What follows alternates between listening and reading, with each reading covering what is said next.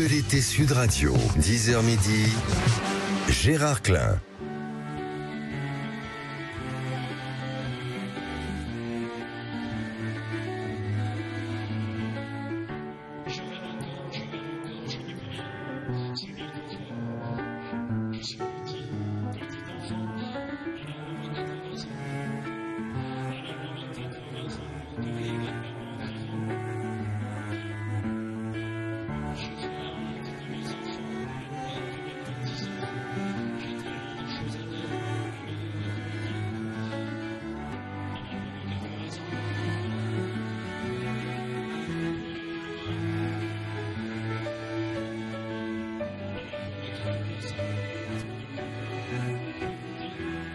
Donc hier soir, pour la première fois de ma vie, j'ai chanté.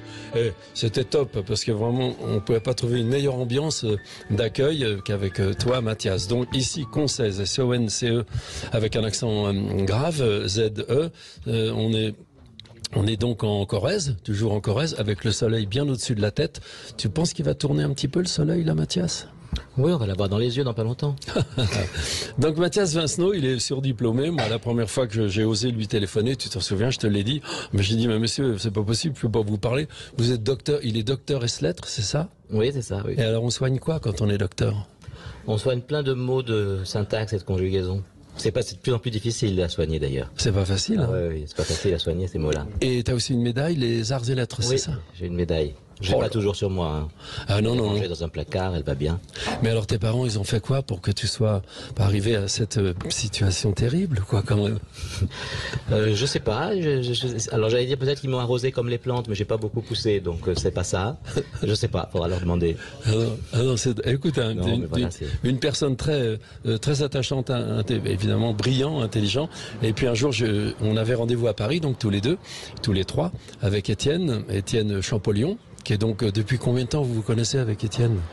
On se connaît depuis une quinzaine d'années.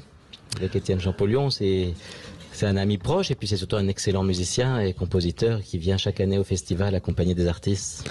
Et donc depuis 21 ans, ça me scie quand même, tu organises ici à Conces et dans d'autres lieux que tu vas me citer, un festival de paroles, de poésie, de chansons, c'est ça ? Oui, tout à fait, le festival Découvrir.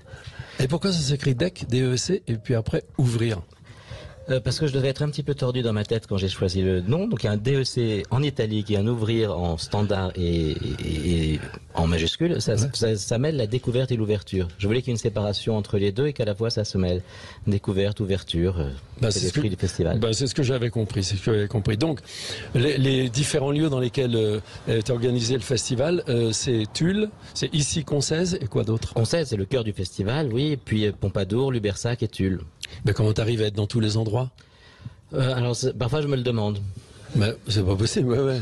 Le cabinet, les clients qui attendent dans le cabinet médical rigolent, il y en a 20. C'est la première fois qu'on a autant de monde. Et non, mais comment tu fais ? Parce que là, par exemple, il est 10h du matin. Bon, t'es ici pour un petit moment. Oui. Après, tu vas aller où tu vas aller ? Après, je vais à Tulle, qui est à une 60aine de kilomètres. Ensuite, je reviens ici, parce qu'il y a un moment à Tulle, tout à l'heure à 15h, il y a Alain Schneider qui vient chanter pour le jeune public. Donc, comme je suis un jeune public, j'y vais. Bien sûr. Et puis à 20h30, c'est la soirée de festival à Conces. D'accord. Et alors le grand à côté de toi, il est solide. Hein. On s'est rencontrés tout à l'heure, il m'a regardé, il m'a dit, c'est moi le maire. Mais, monsieur le maire, j'ose pas dire le gros mot quand même, mais... attends, il prend son micro. C'est un sacré bordel. Un sacré bordel, effectivement, mais bien géré quand même. Il y a combien de bénévoles ?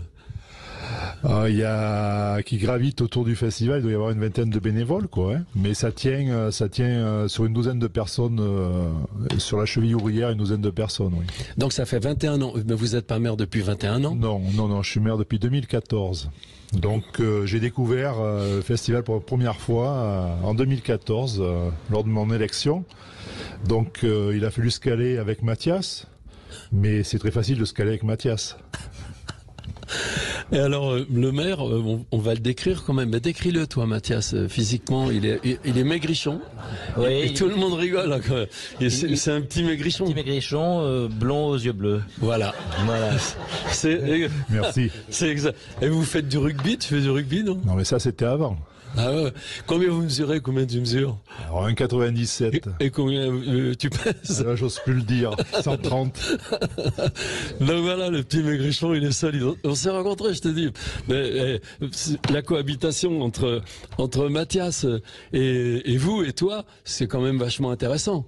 Parce que c'est compliqué de gérer ce que tu gères, Mathias. Mais pour lui, c'est vachement compliqué aussi. Parce que dans une commune, quand même, toutes les 20 personnes qui sont là, c'est pas que des bénévoles. Donc c'est des gens qui chantent, des gens qui font des trucs. Et puis des gens qui viennent au festival. Qui viennent au festival. Oui, tout à fait. Non, en fait, c'est très fluide. On a une façon de travailler qui est très simple. Voilà, quand il y a un problème, on s'appelle, on règle les choses avec les bénévoles de la commune, les autres bénévoles. Tout. Donc ça se fonctionne bien. C'est beaucoup de travail, hein, évidemment. C'est beaucoup de travail. Beaucoup de travail. Oui. Mais après, on dort. Hier, on était avec le Pascal Coste.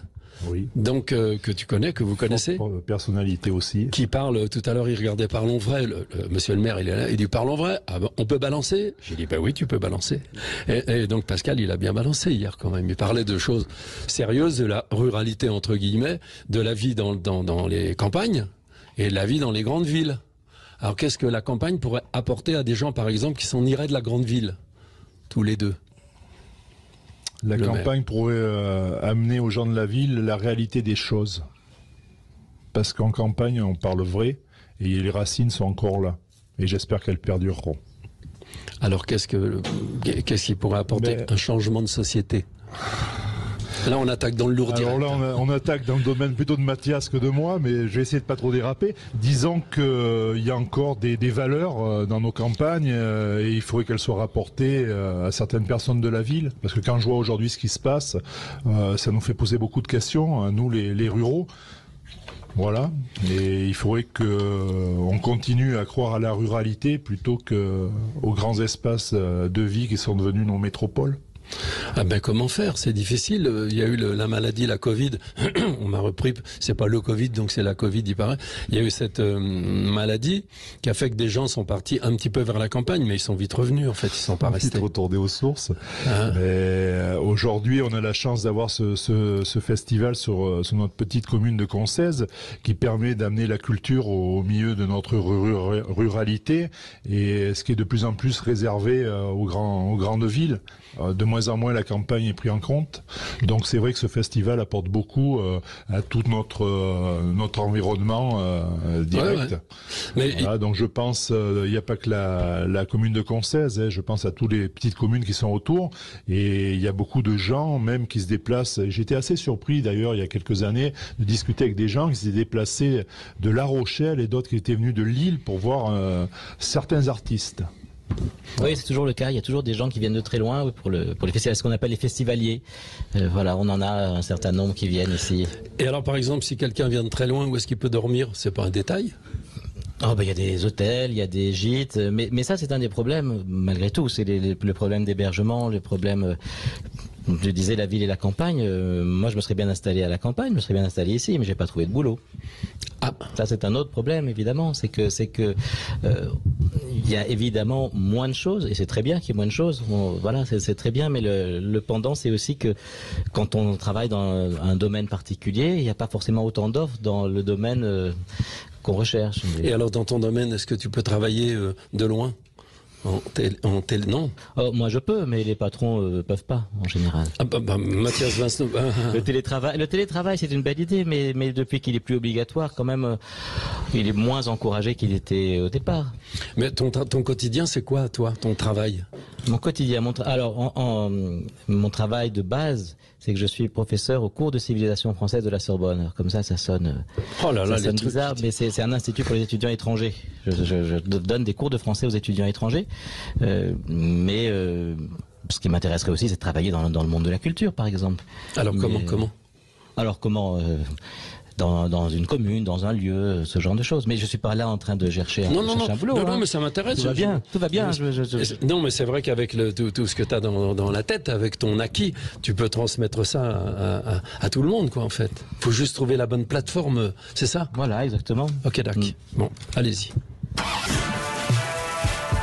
Les routes de l'été Sud Radio, 10h midi, Gérard Klein. Oui, Pardon, Clarisse Automobile, ça a un petit peu marché dessus. Je disais Concèze. On est donc en Corrèze, Concèze, et on n'a jamais eu autant de monde dans le cabinet médical. Alors, c'est incroyable. On a des fans, ça y est, c'est que ça marche, Gérard. Ça marche et tout. Il y a combien? 10, 20? Il y a 30 personnes. Au moins, c'est des gens qui étaient au concert, tu crois, hier soir? J'ai reconnu quelques têtes, mais c'est vrai qu'il y a le fan club qui est là. Et puis c'est cool. On leur prend 50 € à chacun. Ça, c'est bien. On a raison. Non, et qu'est-ce que c'est 50 € aujourd'hui, à l'époque? Non, je rigole. C'est 80. Et alors vous, madame, si vous mettez un micro tout près, on va entendre ce que vous avez. Vous êtes Laurence Combi, pardon, présidente du foyer rural. C'est ça? C'est ça, oui, tout à fait.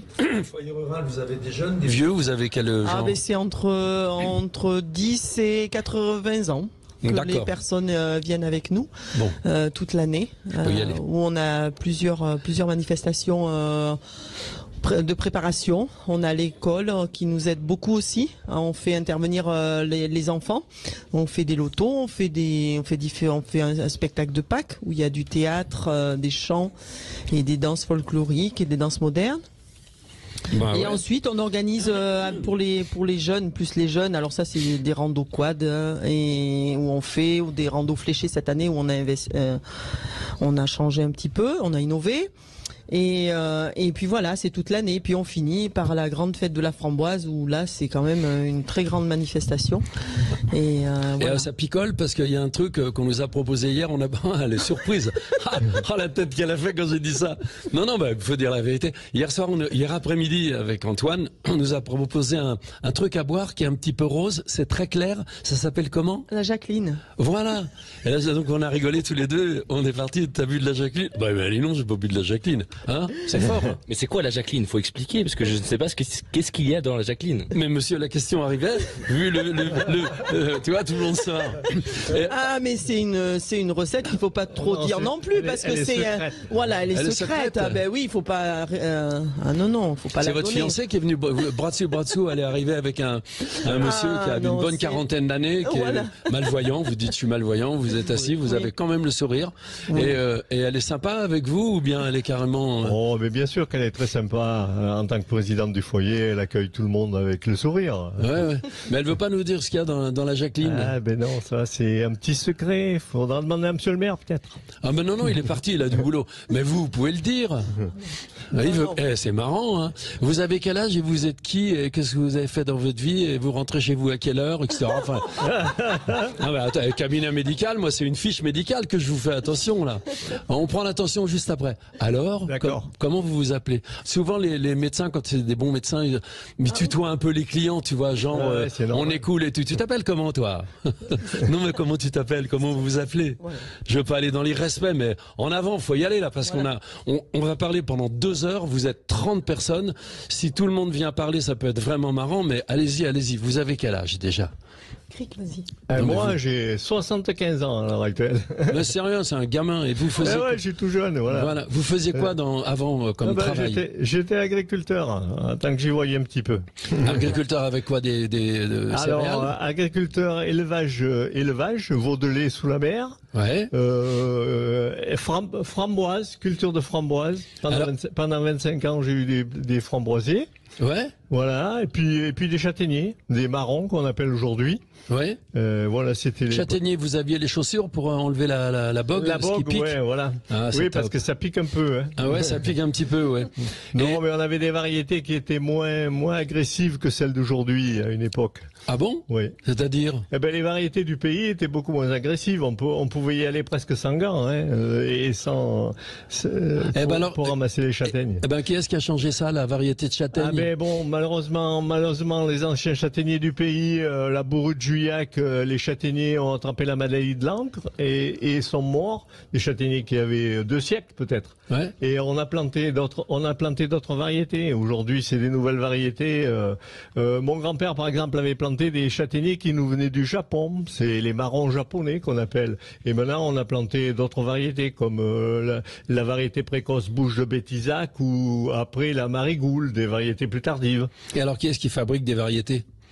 Alors, ces variétés, c'est l'INRA qui nous propose ça. D'accord, l'INRA. Ouais. Et les gens de l'INRA, c'est eux qui font aussi des fenêtres sur... Vous avez vu ça déjà? une vache avec une fenêtre. Ah oui, mais tout à fait, c'est pas tout à fait c'est sûr qu'eux, ils vont proposer des choses qu'on pourra pas toujours adopter dans notre pays. À cause de quoi? Du terrain, de la terre? Voilà, à cause de nos spécificités de terrain. Alors de terrain, c'est quoi? C'est acide? C'est quoi? C'est du terrain un peu acide ici, nous, et du terrain profond, mais les châtaigniers se plaisent dans le terrain acide. Et le framboisier aussi, et donc c'est des variétés. Et bien sûr les pommiers, parce que vous avez pu voir que sur notre commune, il y a quand même aux environs 300 hectares de pommiers. C'est ce qu'on voit, il y a des filets au-dessus, c'est pour les oiseaux, les papillons. Non, c'est pour la grêle. Ah ouais, pour protéger de la grêle. Ah ouais, ça grêle souvent? On a eu la chance de quelques années, mais ça grêle assez souvent. Il y a eu certains secteurs qui ont eu déjà deux orages de grêle cette année. Et alors quand la pomme est mûre, la grêle, ça la détruit complètement, ça fait des trous en fait. Donc s'il n'y avait pas les filets, elle est invendable, elle est juste bonne pour la compote. Alors on vend à qui quand on a un exploitant moyen, on va dire en surface, il a combien? Un exploitant moyen sur la commune, on a quelques gros exploitants qui sont à une centaine d'hectares, et puis après les autres, ils sont à une trentaine, 40 hectares. Alors on plante 40 hectares, la vie d'un pommier, c'est combien d'années? Entre 12 et 15 ans. 12 et 15 ans, et il donne bien à quel âge? 5 ans?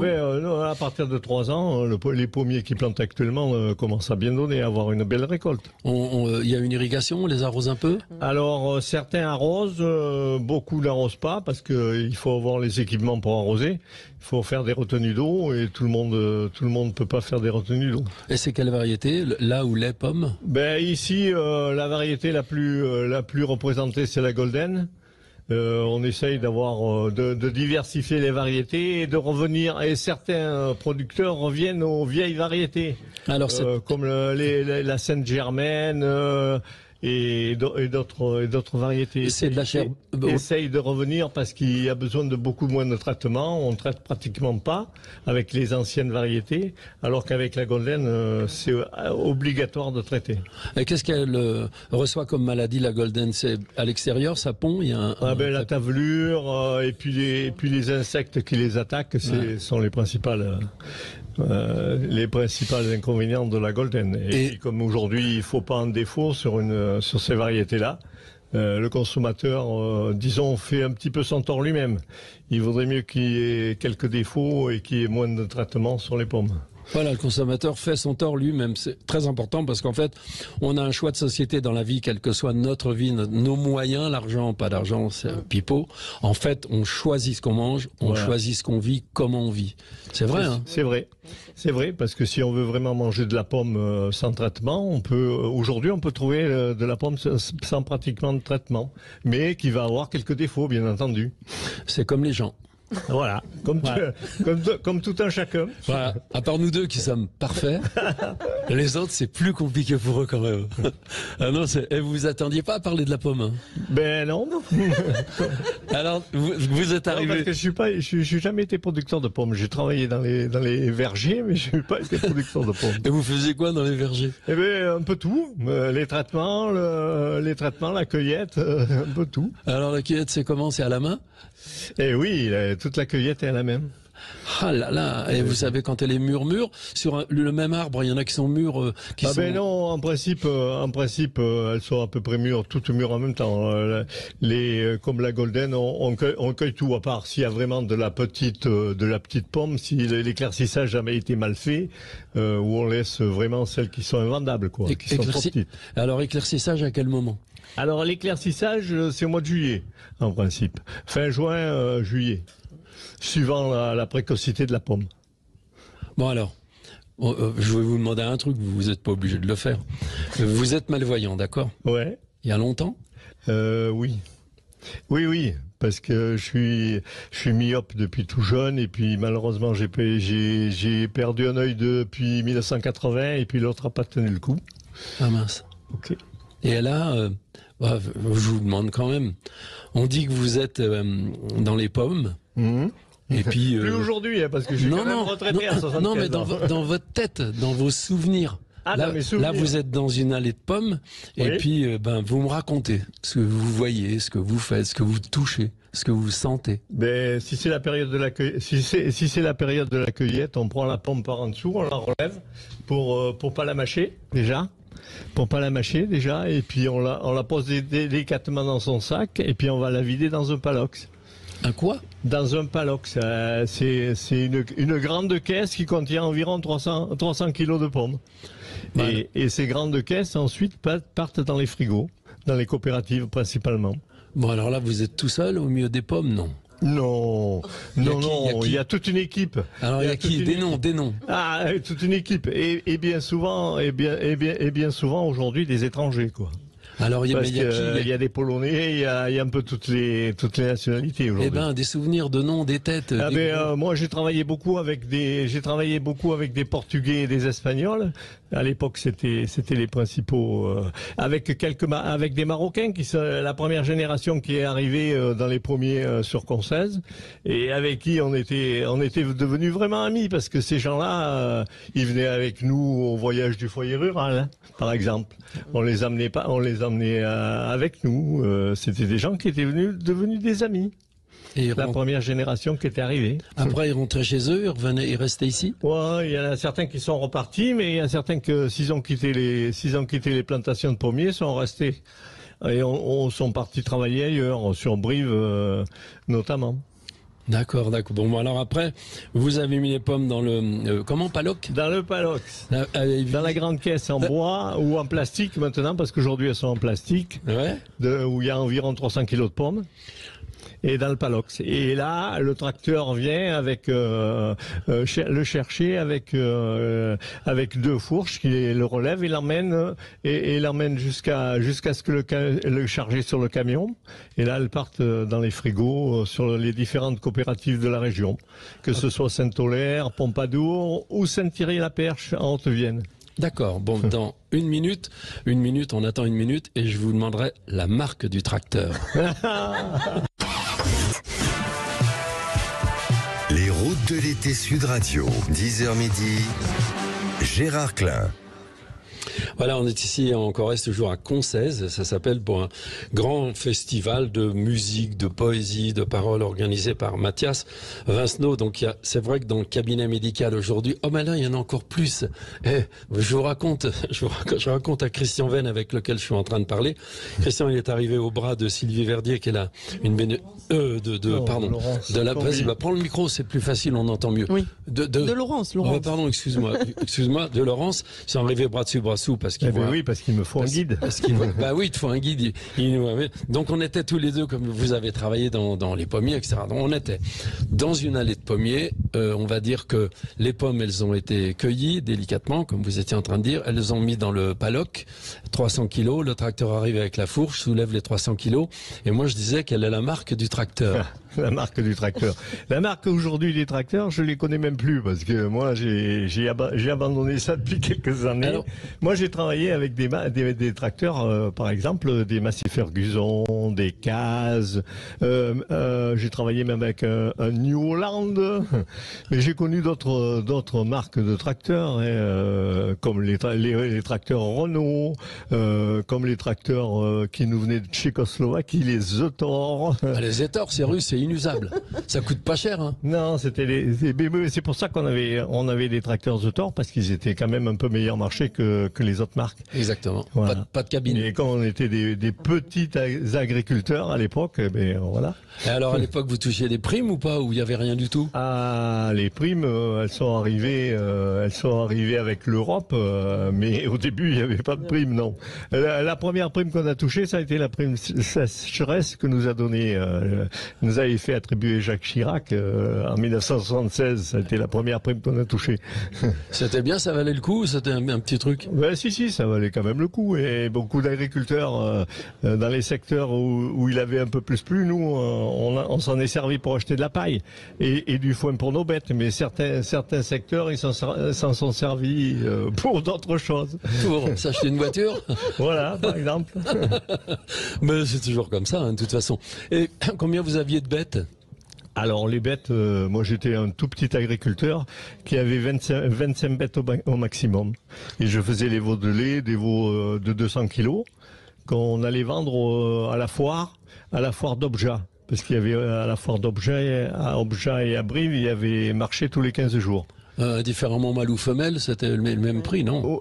Non, c'est pas les mâles mieux conformés se vendaient toujours un peu mieux que les femelles. D'accord, pour la viande, mais c'était des broutins. Oui, c'était du veau de lait, le veau de lait, la viande rosée qu'on appelle. C'est ça, avant le broutard, quoi. Voilà, avant le broutard. Ouais, juste avant.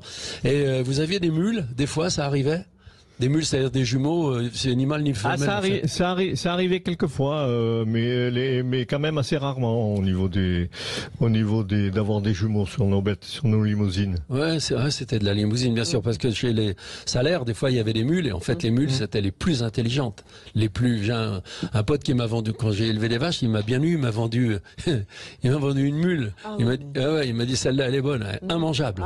C'est affreux, parce qu'en fait, non, mais j'aurais dû la garder pour l'élever. Oui, pour en faire une reproductrice. Ouais, bah non, pas du tout. Elle pouvait pas, non, mais au contraire, pour l'élever, pour tirer, être attelé et tout, c'est des animaux. D'accord. Elles sont plus intelligentes. Enfin, ces animaux sont plus fins, intelligents, sont plus fins, c'est-à-dire qu'ils comprennent mieux l'homme, ce que l'homme désire pour travailler. Mais moi, j'ai connu ça. J'ai connu le travail avec 2 vaches attelées.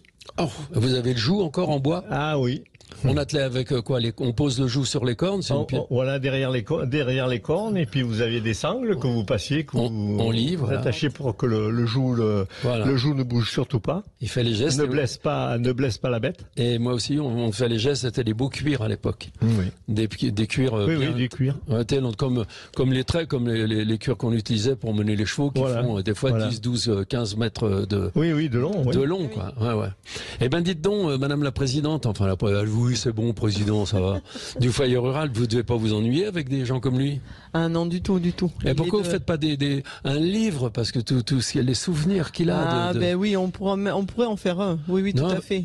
Oui, non, mais de couleurs, de sensations, de toucher les pommes, de ce qu'on respire. Et puis tous ces gens étrangers, entre guillemets, les Marocains et tout ça. L'échange, ça devait être vraiment. Les plus marrants, c'était qui? Les Portugais, les Marocains? Moi j'aimais bien les Portugais. J'aimais bien les Portugais aussi. On arrivait à se comprendre. C'était parfois difficile, mais avec les gestes, on arrivait à se comprendre. Et alors, ils venaient tout seuls ou avec femmes, enfants? Ah non, ils venaient juste pour la période des pommes, juste 4 semaines pour le temps de la cueillette. Ah, ils dormaient où? Alors, il y avait les producteurs qui prenaient des gîtes. On est gîte aujourd'hui, on héberge certains artistes qui viennent, par exemple, au festival à Concèze. Oh, il est fort. Ah ouais, vous pouvez applaudir s'il vous plaît. Ah ouais, simplement il est fort, allez-y à fond, il mérite. Encore. Mais vous êtes fini. Allez, voilà.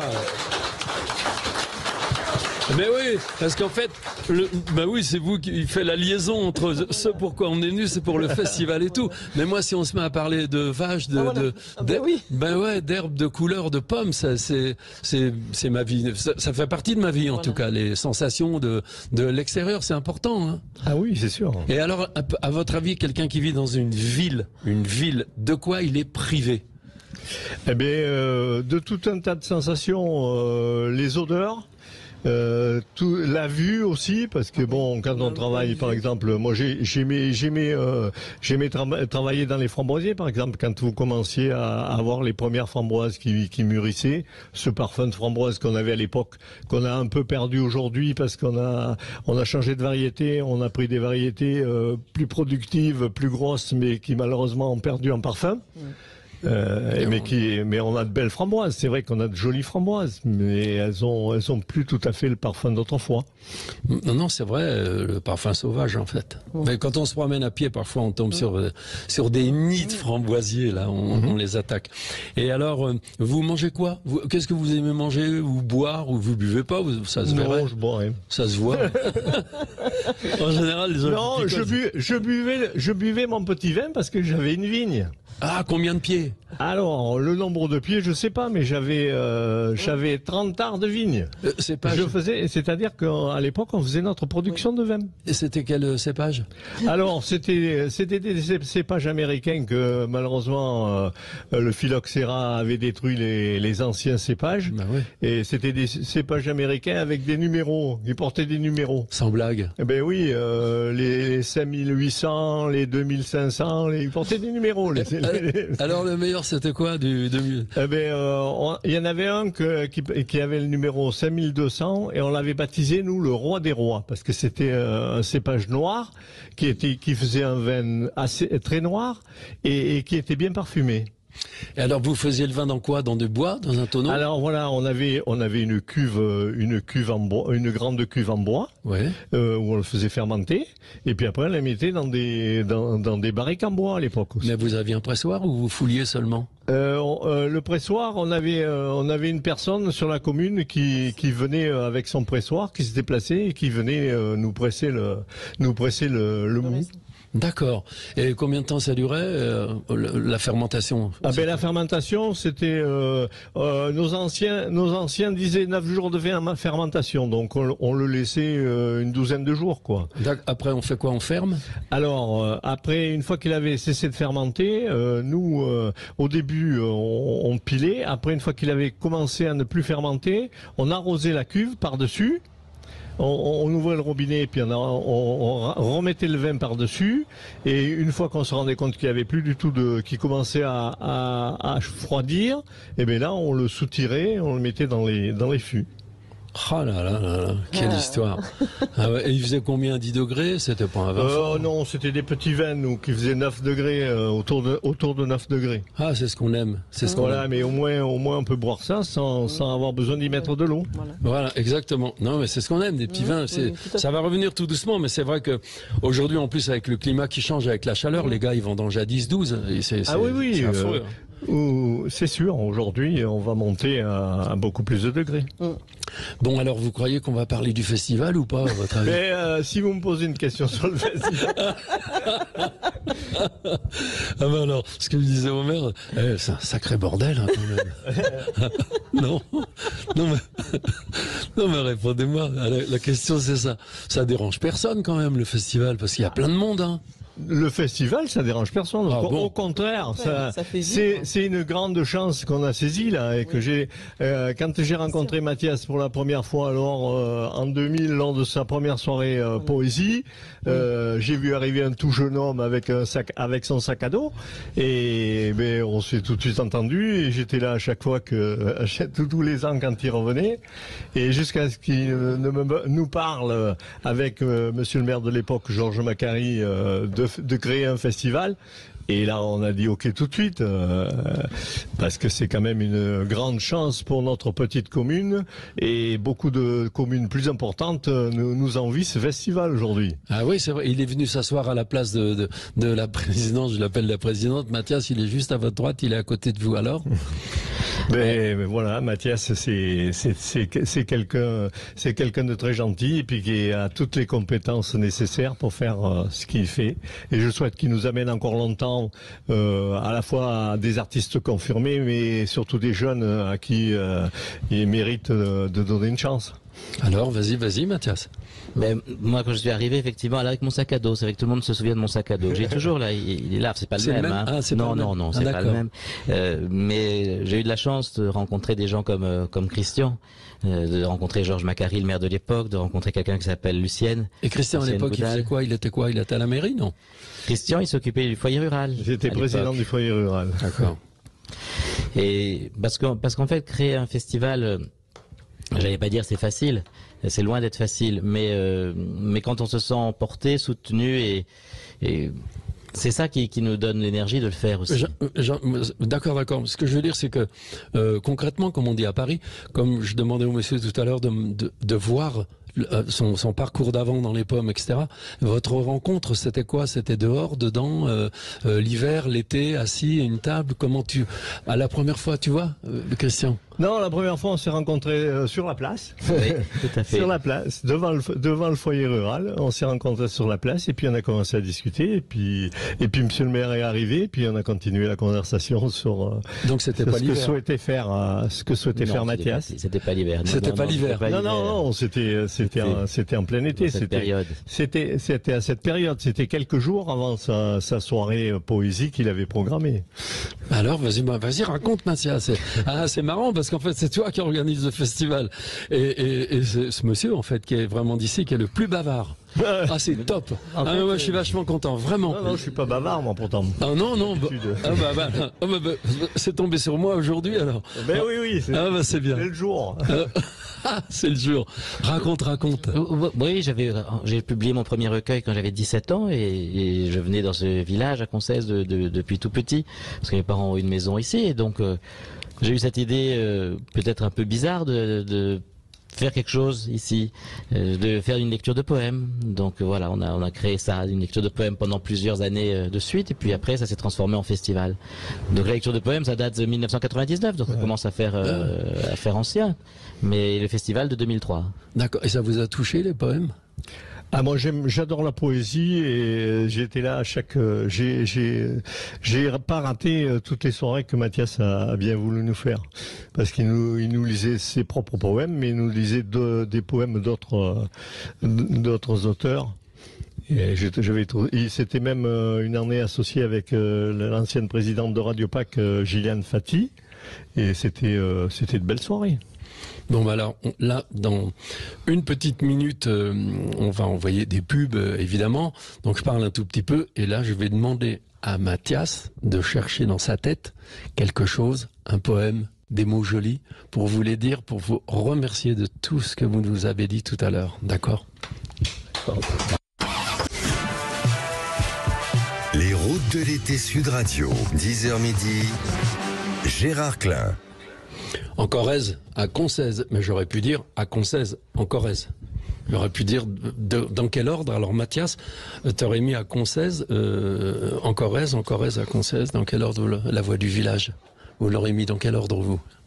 Monsieur Christian qui nous racontait tout à l'heure des souvenirs de pommes, des souvenirs de verdure et de choses comme ça. Dans quel ordre on le met? Corrèze, Concès ou bien Concès d'abord? Oh ben on essaye de mettre Concès en premier. Bon, c'est vrai qu'on est, c'est normal. Notre petit village, on est un peu chauvin quand même. Il faut le défendre à tout prix, ce petit village. Ouais, il en vaut le coup, je crois. Oui, mais mais Mathias, il s'en occupe bien. Donc, on en était resté tout à l'heure à cette petite idée que Mathias dise juste pour vous remercier, pour vous faire plaisir, quelques vers de toi. Alors peut-être un poème qui date justement de ces époques-là, de mes poèmes. Un peu de soleil. Un peu de vent, un peu de toi, juste la saison qui s'attarde et un bleu infini. Les illusions perdues ne pourront rien y faire. Il n'y a que cela, le désir et la mer. Bravo Mathias. Mathias Masno sur ce radio. Mathias, et merci. Merci Christian. Merci Christian, vraiment. Donc là maintenant... On a encore un peu de temps avant 11h. Le grand qui boit un café là avec son pull gris et son jean et ses baskets, c'est bien lui? Oui, c'est bien lui. C'est bien lui. C'est Étienne Champollion, le vrai? Le vrai. Ne me dites pas une chose pareille. Est-ce que tu crois qu'il va venir? Oh, monsieur Champollion, s'il vous plaît, pourriez-vous nous faire l'honneur de venir vous asseoir? Ça va, Étienne? Alors Étienne, raconte Mathias, raconte tout, la rencontre et tout. Là, on a encore une dizaine de minutes avant 11h et puis après 11h, on va prendre vraiment le temps de parler du festival, de toi, d'Étienne, des musiciens, de tous les gens qui sont là dans le cabinet médical ce matin. On fait du monde, on est bien. Alors, ouais. Étienne, on s'est rencontrés parce qu'il accompagnait une chanteuse que j'avais rencontrée juste avant lui, qui s'appelle Émilie Marche. Et puis on a d'abord fait des récitals ensemble, avec Émilie, avec Étienne. On continue d'ailleurs avec Étienne de donner des récitals, de faire des disques. On en prépare un d'ailleurs à nouveau avec lui. Voilà, on est devenus très amis et puis on collabore souvent et il vient au festival accompagner des artistes régulièrement. ce que j'aime beaucoup avec Étienne, c'est qu'il sait mettre les gens à l'aise. Il travaille comme un fou, mais ça se voit pas. Et il est impressionnant dans le travail, dans la rapidité, dans la façon qu'il a d'être avec les artistes. Je pense que ça fait plus de 10 ans, ça doit faire 13 ans qu'il vient au festival et qu'il accompagne des artistes avec les répétitions. C'est long, il y a plein de choses à faire. Enfin voilà. Il n'y a jamais eu un seul problème avec le moindre artiste qu'il a accompagné. Non, mais vous avez quel âge? T'as quel âge, Mathias? Et toi, t'as quel âge? Il a plus que moi. Ah, on me voit bien. Ça y est, ça commence. Non, j'ai 42 ans de face, ça se voit pas. De dos, oui. Il est bête. Parce qu'il lui manque des cheveux derrière. Oh, bah, les cheveux, c'est le problème de l'homme. Non, je rigole. Et toi, Étienne, alors, t'as quel âge? Alors, j'ai moins de problèmes de cheveux. Ah non, t'as pas de problème de cheveux, toi. Oh, la saleté. Il a des cheveux longs, ça devrait être interdit, des trucs comme ça. Et c'est pour nous narguer que tu gardes tes cheveux longs, puis secoue la tête quand il nous parle. Exactement. Saleté. Oui, exactement. Non, j'ai 5 ans de moins que Mathias. Ah ouais, t'es tout jeune. Et alors, c'est vrai ce que dit Mathias. Moi, je t'ai vu. Bon, hier, on a répété. Moi, je veux pas parler de moi. Mais Mathias, Mathias m'avait dit. Il m'avait dit. Mais tu verras. Non, t'inquiète pas. À la limite, tu lui chantes le truc et il écrit la partition. Donc, quand on est arrivé hier, c'était écrit. Oui, il écrit tout. Ah, pour tous les instruments. Mais tout. Je t'ai dit, c'est comme une voiture. Tu arrives, t'as plus qu'à t'asseoir. Oui, c'est ce que tu dis. Mais c'est la vérité. Oui. Mais comment t'arrives à écrire? T'écris à la main, évidemment. C'est pas un ordinateur qui écrit. Alors, c'est la main moderne. J'écris à la souris. Parce que l'ordinateur, c'est pratique, c'est plus lisible. Si j'écris toutes les partitions à la main, les musiciens, ils vont pas réussir à me relire. Mais alors, ça t'a pris comment, ça? C'est comme une maladie, en fait, ce que t'as. Non, sois poli. Non, mais c'est étrange. Non, ah ouais, je trouve ça étrange d'arriver à écrire. C'est le vieux métier d'orchestrateur. Ouais, c'est ça. Et donc ton groupe, les filles et les gars, hier vous aviez un questionnement, c'était top, sur le Bécard. Ouais, on a souvent des questionnements sur les bécards. Non mais raconte, parce que moi j'y connais rien. Mais c'est parce que, en fait, les musiciens qui sont avec moi lisent les partitions. Il y en a un qui est par ici. Oui, il est derrière. Il peut témoigner comme ça. Et puis, des fois, comme je travaille un peu trop vite et un peu trop, des fois, je fais quelques coquilles, donc il me corrige. Et alors, viens, venez pour donc, parler de loin, on pourra pas vous entendre. Il y a Benjamin qui va nous rejoindre. Donc Benjamin, il est? Alors Benjamin, il est violoniste, parce qu'en fait, notre ensemble, c'est un quatuor à cordes, une clarinette et moi, qui fait divers instruments, surtout du piano. Et donc là, vous avez Benjamin, qui est un échantillon de cet ensemble et qui fait des violons. Alors, vous avez quel âge? Alors moi, je suis de la même année que Étienne. Ah, d'accord. Faut suivre. Ok. Et vous faites ça depuis toujours, en fait? Oui. Moi, je suis enseignant. J'enseigne le violon dans des écoles de musique et conservatoires. D'accord. Donc, je suis dans le partage et je suis aussi, toujours adepte des festivals comme ça, où il y a une ambiance un petit peu familiale, etc. Ah ben oui. Apporter la musique en milieu rural, c'est. Là, vous allez rester combien de temps dans le festival chez Mathias, on va dire? Ça dépend des années, ça dépend de la taille du festival, ça dépend du nombre d'artistes qu'on accompagne. Cette année, on sera resté 4 jours, parce qu'on a aussi un jour de répétition en amont. Et là, on fait en formule réduite, on joue ce soir, et voilà, après nous repartirons chez nous. D'accord. Et on pourra en parler quand même. Hier soir, après le spectacle, après tout ça, on était dehors, il faisait bon, on a mangé un truc, et vous m'avez bien fait rigoler. Je sais pas si on aura le temps d'en parler maintenant. En fait, vous faites un peu dans le vieux, quoi. Oh, tu peux y aller. Oui, non. Après, on fait dans les chanteurs un peu âgés. Bon, c'est parce que déjà c'est une programmation très diverse, donc il y a des jeunes, des moins jeunes et des encore moins jeunes. Et les chanteurs encore moins jeunes, ils ont des très anciennes chansons que tout le monde connaît. Donc nous, ça nous permet de les remodeler aussi, de redonner un coup de jeune à des anciennes chansons. D'accord. C'est pour ça aussi des fois, c'est plus intéressant pour nous de faire des anciens chanteurs avec des anciennes chansons. Ah d'accord, mais des chansons connues qui existent. Oui, souvent c'est ça. D'accord. Et souvent les jeunes artistes, je propose à tout le monde de se faire accompagner par Étienne et par l'ensemble Découvrir. Mais souvent les jeunes artistes n'osent pas. Ils préfèrent se faire accompagner par leurs musiciens, ils n'osent pas. Et souvent c'est les plus âgés qui disent ok, allez, on va faire toute la soirée avec l'ensemble Découvrir, on va toute la séquence. C'est souvent, c'est vrai. Il y a une raison, c'est que quand vous avez chanté à du Joli Candy environ 1500 fois depuis 15 ans, vous êtes content d'avoir une nouvelle version. Non, ça joue. Vous l'avez vu Jean-François Michael, Adieu Joli Candy, oui, on l'a eu. On a eu Jean-Jacques Lafont, le géant de papier, voilà, des chanteurs populaires. J'aime beaucoup faire entendre les chanteurs populaires avec un ensemble classique comme ça, parce que souvent on redécouvre les chansons et on s'aperçoit que dépouiller des arrangements qui ont un peu vieilli, souvent, on s'aperçoit que ce sont souvent de très belles chansons. Ah oui, et alors les vieux s'y prêtent facilement, je veux dire, pas que de moi. Ah oui, les vieux s'y prêtent assez facilement, oui. En fait, c'est une expérience. Il faut qu'ils aient en tête qu'ils vont faire quelque chose de tout à fait différent, et puis ils redécouvrent leurs chansons, et c'est vrai que souvent souvent, même tout le temps, le résultat leur plaît beaucoup. Alors, t'es là depuis 21 ans, Étienne aussi? Étienne Champollion? Non, mais pas loin. Cette année, je suis les doyens. D'ailleurs, j'ai toujours pas reçu mon pins. Non, j'ai 2007. Ah ouais. Et vous êtes payé un peu, ils vous donnent un peu de sous quand même? Oui, qu'on puisse avoir un peu d'essence pour rentrer à la maison, quoi. Bah oui, quand même. Et alors, tout le monde est payé. Non, tout le monde est payé. Non, mais je plaisante. Et par exemple, parmi toutes les personnes âgées que vous avez accompagnées, il y en avait un ou une qui était vraiment drôle, pas drôle, moins drôle. Pas drôle, on le dira pas, mais le plus marrant, le plus déconnant ou déconneur. Le plus déconneur. Il y a toujours une ambiance un peu de déconne, donc en fait ils deviennent tous déconneurs. Qui nous a fait marrer, Benjamin? Jean Fauque. Alors Jean Fauque est très très drôle. Jean Fauque, parolier notamment de Bachung, d'Alain Bachung. Il a coécrit avec lui Osée Joséphine, La Nuit je mens et plein de choses comme ça. Donc c'est assez marrant de rencontrer Jean Fauque, parce il fait des chansons très sérieuses, mais il a quand même réussi à nous, pas sur scène évidemment, mais à nous imiter Georges Brassens avec un aspirateur, et c'était très crédible. Oui. Comment il faisait? Alors c'est comme la Jacqueline. J'ai une photo, je peux vous la poster sur le site là. Ah, tu me montreras la photo. À la Jacqueline, on saura jamais donc. Ah ben, il y a des secrets cachés. Il y a des secrets cachés. Moi, j'en sais une partie, mais je sais pas tout. D'accord. Bon. Mais comme ils ne savent pas tout du festival, on a chacun ses secrets. Non, mais il y en a qui étaient drôles. Et alors, il va être bientôt 11h, j'ai pas la pendule, donc je sais pas quelle heure il est.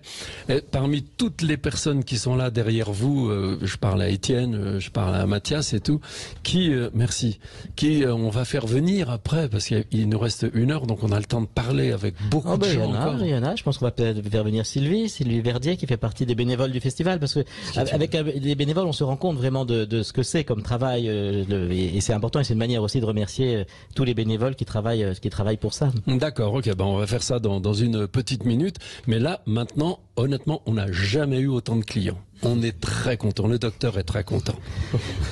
À vous.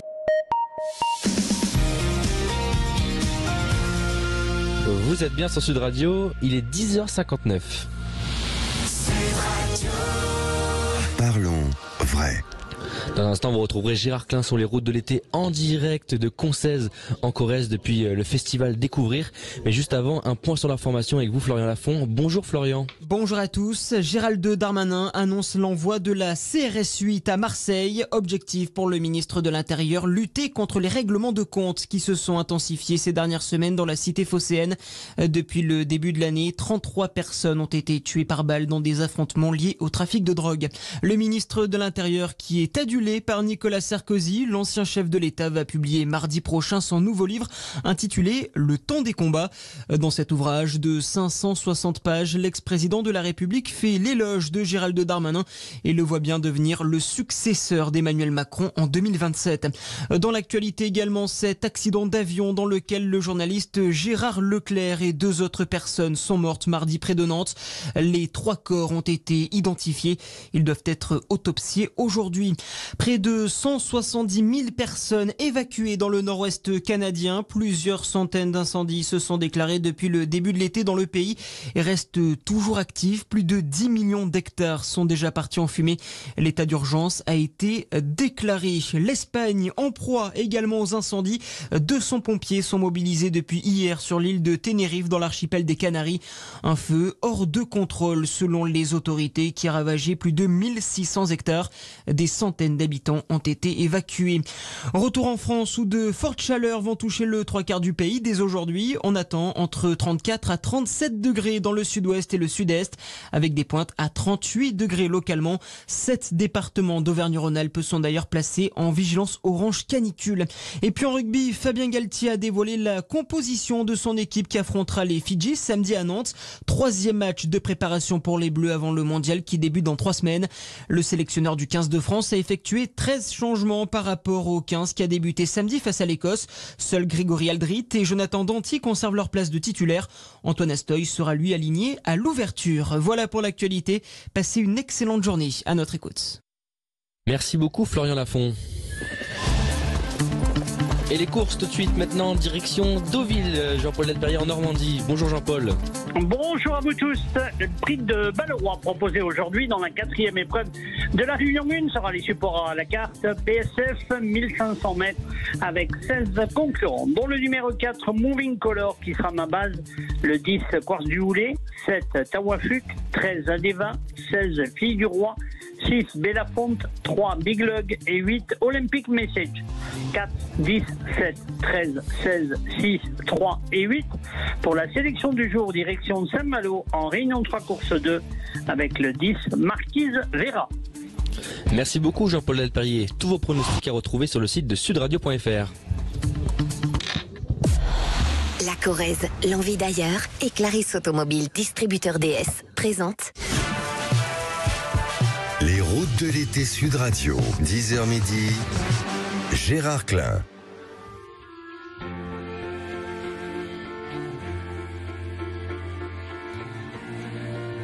C'est hier soir.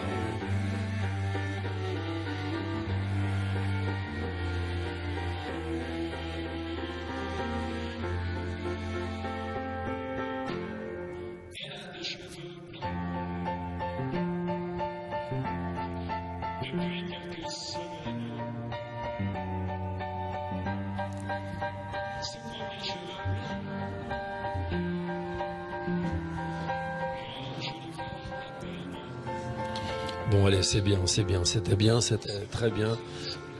Sur le tard, après qu'elle ait fait les beaux-arts. Bon, c'est une chanson pour une personne que je fréquente depuis 50 ans à peu près, donc c'est ma femme. Hier soir, j'étais ici pour la première, je vais le dire quand même, pour la première fois, j'ai chanté devant un public. Étienne avait fait des arrangements avec son groupe et tout, et donc Mathias gentiment m'avait dit de venir. Mais après, c'est gênant de s'écouter, tu vois, ça fait genre, ça fait un drôle d'effet quand même de chanter devant des gens qui de toute façon étaient tous vraiment bienveillants, et c'était bien, c'était rigolo. Et puis les jeunes, Étienne et sa bande de jeunes, c'est touchant, quoi. C'est du velours. C'est vraiment. Ouais, pour nous aussi, c'était touchant. Ah ouais, c'est vraiment touchant. Donc on a jusqu'à midi maintenant avec toi, Mathias Masneau, donc Concèze en Corrèze, le festival que tu organises depuis 21 ans, qui n'est pas seulement à Concèze, mais qui est à Tulle et à Tulle, à Lubersac et à Pompadour. Mais pourquoi tu fais tout ça? Parce que on s'est aperçu que parfois les gens habitent tout près mais ne viennent pas quand même. Et aller dans des communes autour, ça nous permet aussi d'aller rencontrer d'autres personnes. Voilà, la recherche du public, la rencontre du public. Voilà, un peu comme toi sur les routes. Ouais. On va et alors c'est vrai, mais ce qui est très intéressant, c'est de voir après des personnes qui ensuite viennent aussi à Concèze, ou des gens de Concèze qui vont dans les autres communes. Tu es relativement loin de Concèze, mais on croise les publics. J'aime bien ça, croiser, toujours le croisement, hein. Ouais. C'est l'esprit du festival. Ouais, exactement. Et donc Sylvie Kella, elle est bénévole. Ah, bénévole, elle est multitâche, elle sait tout faire. Oui, enfin j'essaye, oui, je fais chauffeuse, je prépare les repas avec mes copines du foyer rural et de la mairie. Enfin voilà, je suis disponible pour tout, il n'y a pas de souci. Depuis combien de temps bénévole ici? Alors écoutez, il y a 4 ans que je suis à la retraite, donc à peu près 4 ans, je me suis lancée dans le bénévolat et dans divers assos. Et alors vous faisiez quel genre de travail? Alors je travaillais à Paris pendant 35 ans dans une grande entreprise de transport. Voilà, j'étais manager. Alors attends, je cherche. Tu sais, c'est comme les pubs, les gens ne disent pas le nom. Non, c'est une lessive et tout. Alors. Non, j'étais dans le métro à Paris. Je travaillais dans le métro à Paris. Mais vous faisiez quoi? Alors je suis rentré au guichet en contact avec les clients. Je faisais aussi du contrôle. Et puis après, j'ai passé des concours internes et j'ai fini manager, c'est-à-dire je manageais les agents qui étaient au contact du client, les conducteurs de métro, enfin toutes les équipes qui permettent de fonctionner au quotidien. Ah, c'est intéressant. Alors qu'est-ce que vous leur dites? À nos agents. Un comportement le calme. Comportement, la relation client, c'est de l'essentiel, aller au-devant du client. Et oui, c'est l'essentiel du métier. Et comment est-ce qu'on prend contact avec un client, par exemple? Je suis dans le métro, je suis perdu. Alors, bien, on va au-devant du client. Déjà, on le repère avec le regard. Souvent, le regard permet d'attirer le client. Bien sûr. On commence par le regard et puis l'attitude bienveillante, ouverte. Et puis le bonjour tout simplement et le sourire, ça commence par là. Majorité d'hommes ou de femmes? Au métro, au guichet, majorité de femmes. Et puis, quoique ça commence un petit peu à changer. Et puis, conducteur de métro, beaucoup d'hommes encore. Beaucoup d'hommes. Conducteur de métro, c'est quoi la formation? La formation est assez longue, elle dure 4 mois, très sévère, très technique, très sécuritaire. Ah oui, c'est compliqué. Hein. Oui, c'est très compliqué, c'est beaucoup de travail, beaucoup d'investissement. Et qu'est-ce qu'il a dans les mains, le conducteur, comme outil, comme instrument? Il touche dans le train, par exemple, il y a une main qu'on touche et qu'on touche tout le temps pour dire qu'on est... Oui, ça s'appelle la VACMA. La VACMA, c'est un outil, en fait, c'est ce qu'on appelle un petit peu... c'est ce qui permet d'avoir toujours le contact avec le train. Si le conducteur lâche la VACMA, il va y avoir 2 sonneries et au bout d'un moment, le train va s'arrêter. C'est une sécurité. Voilà. Ah, c'est vachement. Ah oui, c'est fou, je trouve. Ça veut dire que ça demande de la part des gens qui sont conducteurs plus que de l'attention, quoi. C'est une vigilance de tout instant. C'est vraiment un métier, même à quai, un conducteur quand il ferme ses portes, au niveau des portes, pour voir s'il n'y a pas des clients qui sont coincés dans les portes. Enfin, voilà, vous connaissez bien la folie parisienne parfois aux heures de pointe. Bien sûr. Et là, ça demande une vigilance de tous les instants. Et donc il y a des profils particuliers qui sont plus aptes à faire ça? Oui, je pense qu'il y a des qualités à avoir pour faire ce métier. En effet, il faut quand même être la vigilance, le respect des procédures. C'est un métier très très sécuritaire. Ah ouais. Oui. Et alors ici, pour venir ici à Concèze, au festival. Comment vous l'avez rencontré, le Mathias? Alors le Mathias, je le connais depuis très longtemps puisque j'ai la chance d'habiter pas très loin de chez ses parents, dans un petit village qui s'appelle le Chastin, juste à côté d'ici. Et c'est comme ça un petit peu qu'on s'est connus avec ses parents, puis on a discuté. Et puis je suis parti un petit peu dans le festival avec eux, voilà. Et les parents, vous les voyez souvent? Bien sûr. Alors moi j'ai vu, voilà, hier j'ai vu le père et la mère, c'est bien ça. Le père, il a une sorte de petit gilet de pratique. De pêche, et il met tout dedans en fait. Ben voilà, c'est pratique, le téléphone, les clés, les stylos, les papiers, tout quoi. Et alors, et ta mère, en fait, ta maman, que j'ai eu au téléphone plusieurs fois, je l'ai vue arriver et je lui ai dit la vérité, je dis toujours la vérité, je l'ai vue au téléphone exactement comme elle est. C'est étrange. Elle m'a parlé il y a longtemps, avec la voix qu'elle a, qui est une voix particulière, pas vraiment rauque, mais elle a une voix qui a du charme, qui a du grave, et il y a un retour dans sa voix. Parfois les vins on dit il reste que ça. Elle a un retour dans le son de sa voix. On sent. À l'intérieur, elle a vécu, mais on sent qu'elle est prête à rire. Oui, et à balancer. Oui, elle a la pêche. Oui. Elle balance. Ah non, elle balance pas, non, mais elle est très vivante, moi je trouve. Voilà, c'est ça. Mathias, parle-nous de ta maman. Non, Sylvie en parle très bien, elle est très vivante, exactement. C'est très bien résumé. Elle est vivante. Hein. Et puis c'est vrai qu'on est une toute petite équipe, donc mes parents m'aident beaucoup pour le festival, ma mère notamment à la trésorerie et à l'organisation pratique, mon père pour une partie des partenariats, pour téléphoner aux entreprises, etc. Enfin, c'est beaucoup de temps passé au téléphone pour trouver des téléphones et puis le mail, SMS, la main. Ils sont très investis. Pardon, oui, c'est très bien organisé, très bien organisé. Et alors, là, il y a plein de monde, il y a, je sais pas, une quarantaine de personnes. Monsieur le maire, qui est là, le grand, il m'a dit de parler de la fresque qui est derrière moi. Mais moi, à la radio, c'est vachement facile de parler d'une fresque. De toute façon, tout le monde la regarde. Je vais mettre le micro près de la fresque et vous allez regarder, mais pas longtemps. Et c'est vachement joli. C'est donc 2 enfants. Oui, mais je crois que je vais vous laisser ma copine, institutrice, très qui va venir vous expliquer. Ouais, super. Merci. Je vous en prie. Merci beaucoup. Il y avait Pierre Desproges qui disait qu'il précisait les choses pour les auditeurs qui n'avaient pas la couleur. Ah oui, merci. Non, mais ils vont voir quand même en noir et blanc. Vous allez bien? Bonsoir. Bonjour, très bien, merci. Et donc en effet, hier, vous m'avez dit, j'étais assis, vous êtes arrivé dans mon dos et vous m'avez dit, alors vous aviez la trouille, c'est ça? J'ai pas dit ça. Oh, vous avez dit que j'étais inquiet. Ah bon? Que ça se voyait? Non. Oh, dis. Non. Oh, c'est si, quand on était à table. Bah, tu parles. Les filles, vous êtes balèzes quand même. Non, j'étais inquiet, bien entendu. Et alors, c'est vous la responsable de la fresque qui est derrière? C'est moi, oui, la responsable de la fresque. Et qui a fait? C'est vachement bien. Il paraît, ouais. Et donc c'est une fille qui l'a faite? Alors c'est une artiste, oui, locale, qui s'appelle Sema Lao. Graphe? Ouais, c'est tout fait avec des bombes aérosols, tout au graphe. Elle est pas là? Elle n'est pas là, malheureusement. Non, ça fait rien. Et elle fait ça, elle vous a fait ça en quoi, une journée? Alors non, en fait, on a pris une semaine avec les élèves. On a fait un projet artistique sur une semaine avec les élèves pour arriver à ce résultat-là. Si elle l'avait fait toute seule, effectivement, elle aurait peut-être fait ça en une journée. Mais là, pour faire participer les élèves, voilà, on a pris une semaine pour faire les 2 pans de mur. Quelle classe? Alors j'ai des CM1. Donc ils ont 10 ans. Ah, c'est top. Ouais, c'est top. 10 ans, c'est bien, non? C'est l'insouciance. Ouais. C'est la découverte, c'est fantastique. Et puis notre petite école de Concèze en Corrèze, voilà, c'est. Et le préau, il est bien, il a un angle. Le préau, il était pas super avant, mais maintenant il commence à être, voilà, il prend vie et Monsieur le maire m'a confié qu'on allait pouvoir poursuivre, donc c'est formidable. Monsieur le maire a dit ça? Monsieur le maire a dit ça. Alors, poursuivre, ça veut dire quoi? Ça veut dire continuer sur les autres pans de mur du préau, sur les quelques 3-4 années à venir, avec les prochaines promotions d'élèves. Ah, on en reparle dans une minute, alors très bien. Les routes de l'été Sud Radio, 10h midi, Gérard Klein. En Corrèze, donc à Concèze, avec Mathias Vincenot évidemment et l'institutrice. Vous avez combien d'élèves alors, CM1 par exemple? Alors cette année j'avais 15 élèves en CM1 et l'année prochaine à la rentrée, et là c'est bientôt la fin des vacances, je vais avoir 21 élèves. Oh, c'est bien, c'est suffisant, non? C'est formidable, ça permet de s'occuper de chacun dans des bonnes conditions, donc c'est l'avantage de nos petites écoles de campagne. Ouais, garçon-fille, combien? Garçon-fille, à peu près la mixité parfaite, quasiment. D'accord, ouais. Que des enfants du coin? Des enfants de la commune ou des petites communes environnantes, puisqu'on est donc sur un RPI, donc un regroupement pédagogique intercommune, et donc avec 3 communes, 3 sites, donc il y a 3 écoles sur 3 sites différents. Voilà. Et la fresque alors, qu'est-ce qu'elle représente? Elle est dans mon dos, ça m'évite de la décrire.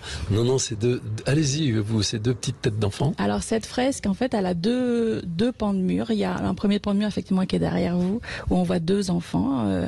L'objectif avec l'artiste, c'était de faire un petit peu le lien entre l'école, l'imagination, les enfants, la liberté. Donc c'est ce qui est sur le pan de mur derrière vous. Alors, le regard du petit derrière dans mon dos, mais je l'ai vu ce matin, le petit garçon, il est à droite, en fait, pour moi. Et le regard du garçon n'est pas le même regard que le regard de la fille. Non, la direction n'est pas la même. La direction des yeux n'est effectivement pas la même. Et pourquoi? Ça faudrait peut-être le demander davantage à l'artiste qu'à moi, puisqu'elle avait fait une maquette qu'elle m'a proposée et à laquelle j'ai entièrement adhéré. Alors, donc, on dirait que la fille est plus studieuse, en fait, qu'elle regarde vers les études. Et le garçon regarde un peu plus loin. Peut-être, dans un regard peut-être un peu plus lointain. En tout cas, l'objectif, c'était l'imagination, effectivement. Ouais. Le rapport le fait de lire, l'école pouvait entraîner, cette imagination dans le regard des enfants. C'est réussi. C'est réussi. Ah oui, c'est réussi, c'est vraiment très joli. Et le deuxième pan de mur, c'est la framboise, donc c'est Concèze, puisque Concèze c'est la fête de la framboise, on en a déjà parlé. Et le framboisier, il est magnifique. Même les oiseaux s'y trompent et les papillons viennent s'y poser. Ah, c'est bien. Et alors le reste du préau, ça va être quoi? Alors le premier pan de mur du reste du préau, on voudrait l'orienter en hommage au Festival Découvrir justement. Donc on va réfléchir avec Sema, avec l'artiste, sur ce qu'on pourrait représenter sur ce pan de mur. Et les prochains, on verra en fonction de l'avenir. Alors il vous reste à peu près 5, 10, 15, 20, 50, il vous reste plus de 100 mètres carrés, non, dans le préau? Ah oui, à peindre. Alors, bah oui, regarde, ça fait là, des 2, 4, 6, on a 10, c'est bien. Hein. Donc on a du travail pour quelques années très bien. Avec les élèves. C'est des bons projets, ça. Très bien. Super. Bon, merci infiniment. Mathias, c'est toi qui gère toute cette heure.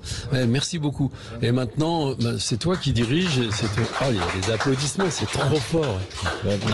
Maintenant, voilà quelqu'un qui, dans son hôtel, loge un certain nombre d'artistes du festival. Oui, je veux dire un truc. Oui. C'est le plus bel hôtel.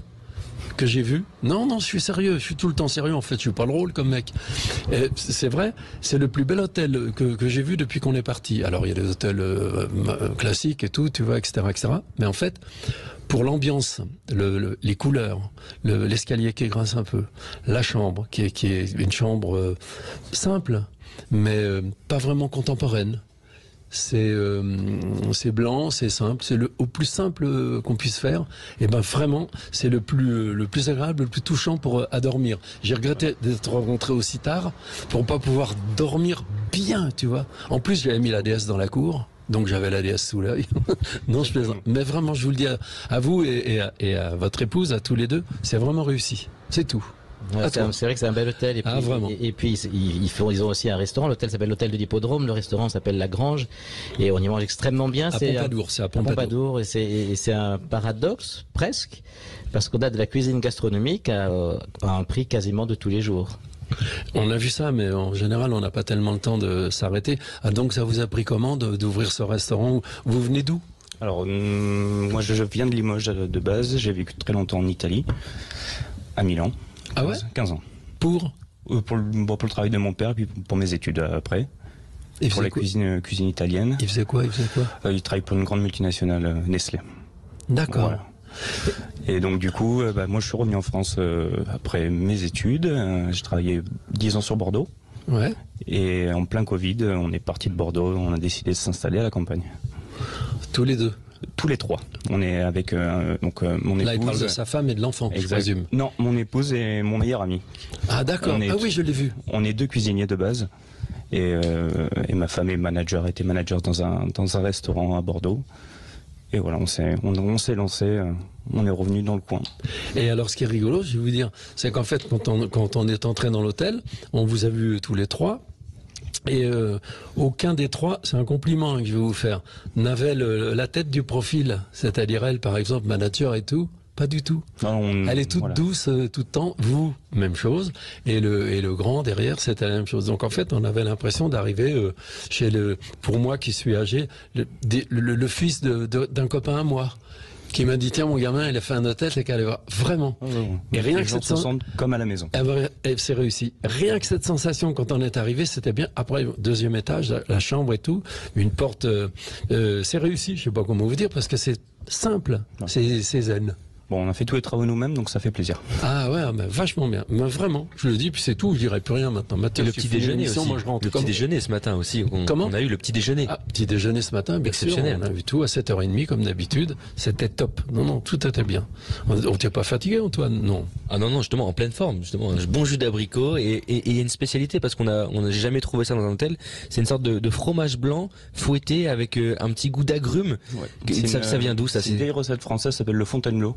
Donc c'est un fromage de vache battu frais, incorporé avec une chantilly, qu'on aromatise un peu aux agrumes, un peu de sucre, voilà. Ah, c'était excellent, en tout cas le matin c'est très frais, très goûteux. Pour une fois t'as pas attaqué le jambon et tout, on est plutôt salé le matin. En fait il y a que les machines à laver qu'on n'a pas beaucoup rencontrées, mais c'est pas grave. Sinon on s'adapte à tous les genres d'hôtels, faut le dire quand même, donc c'est bien, pas bien et tout, mais on attaque fort quand même. On boit pas du tout, ni l'un ni l'autre, on a une grande différence d'âge, lui il fait tout en fait dans cette émission de Sud Radio itinérante, c'est clair, Antoine fait tout. Et moi, je fais le reste. Mais tu parles. Ouais, je parle, mais enfin, je suis pas surmené quand même. Non, donc c'est rigolo. Et là, ce matin, c'est vrai, c'est Antoine qui l'a dit lui-même. Il est là, c'est très très bon, mais vraiment bon. Donc c'est tout. Je vais arrêter les compliments quand même. C'est l'hôtel de l'Hippodrome à Pompadour. Ouais, voilà. Si ça s'appelle La Grange. Et pourquoi c'est marqué hôtel de l'Hippodrome et La Grange? Alors, nous, on a repris l'hôtel de l'Hippodrome et le restaurant n'avait pas vraiment de nom. D'accord. Et ma femme, son grand-père, qui vit dans le village d'à côté, avait un restaurant qui s'appelait La Grange. D'accord, c'est très bon. On a fusionné les deux restaurants, on va dire, en un. Ouais, c'est bien. Bon, Mathias, continue avec lui, si vous avez des choses à vous raconter. Moi, je vous écoute. Non. Peut-être sur la carte du restaurant. Sur la carte du restaurant, on a vu un menu.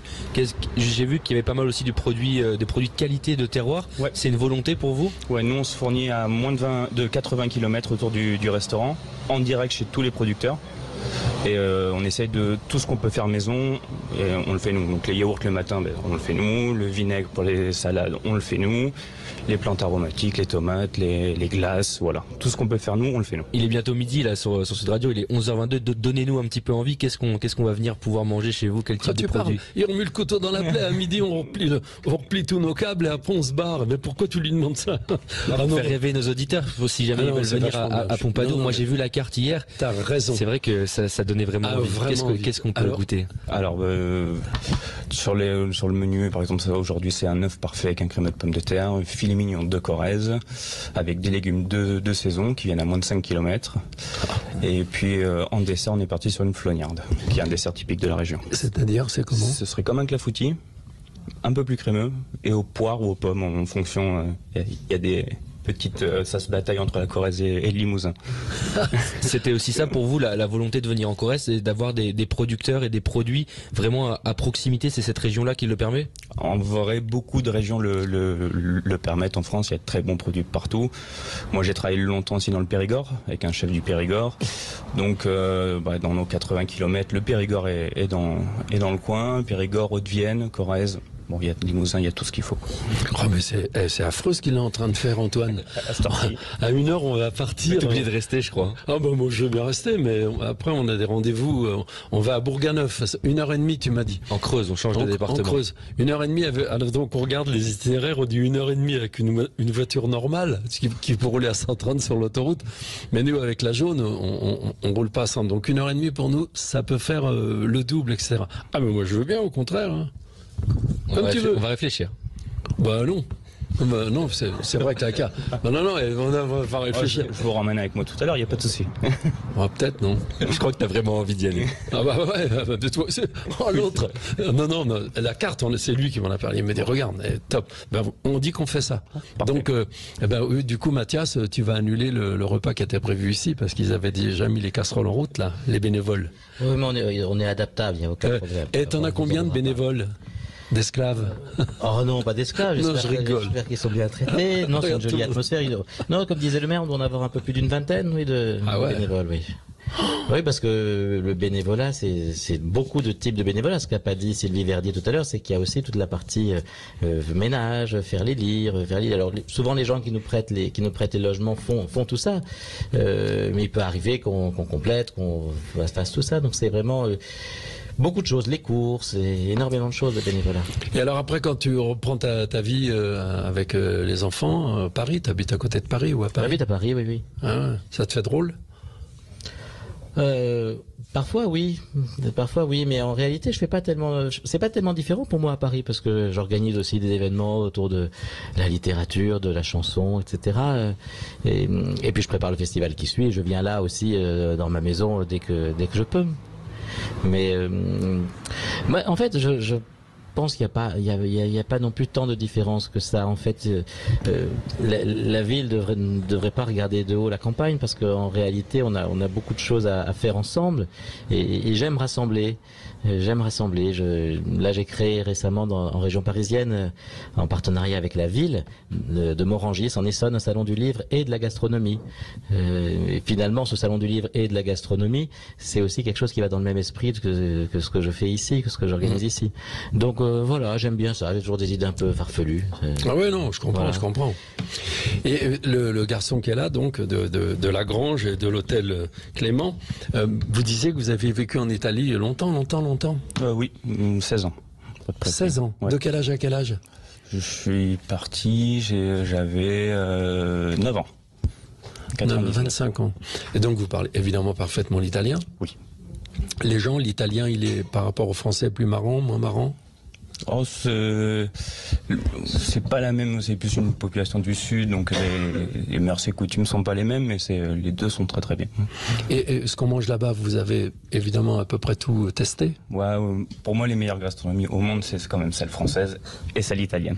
Donc j'ai réussi à prendre les deux quand même. Alors l'italien n'importe quoi, qu'est-ce qu'elle a de différent et de très bon? Ouais, déjà on va dire la base, il y en a une c'est le beurre et l'autre c'est l'huile d'olive, donc ça change quand même un tout petit peu. Plus de légumes, plus de pâtes de riz forcément, en France plus de viande, Donc voilà, les deux sont quand même assez complémentaires. Ah ouais, c'est bien, c'est top. Un peu comme le nord de la France et le sud de la France, cuisine méditerranéenne et cuisine française. C'est bien, hein, c'est rassurant, non? Ils sont tout jeunes tous les deux en plus. Bon alors Mathias, ça c'est le chef jusqu'à midi, c'est lui qui choisit les invités. Alors vous voudriez maintenant faire venir du cabinet médical quelques personnes. On va peut-être faire venir certains des artistes qui seront là ce soir. Vas-y. Voilà, on va appeler Enzo, Hervé et Dorian. Tout à l'heure. Ouais, les applaudissent, c'est trop fort. Attends, bouge pas. Alors, ben non, Mathias, il va chercher la chaise. Attends, c'est lui qui est parti. Il y a du monde qui arrive autour de la table. Asseyez-vous, il y a plein de monde. Asseyez-vous.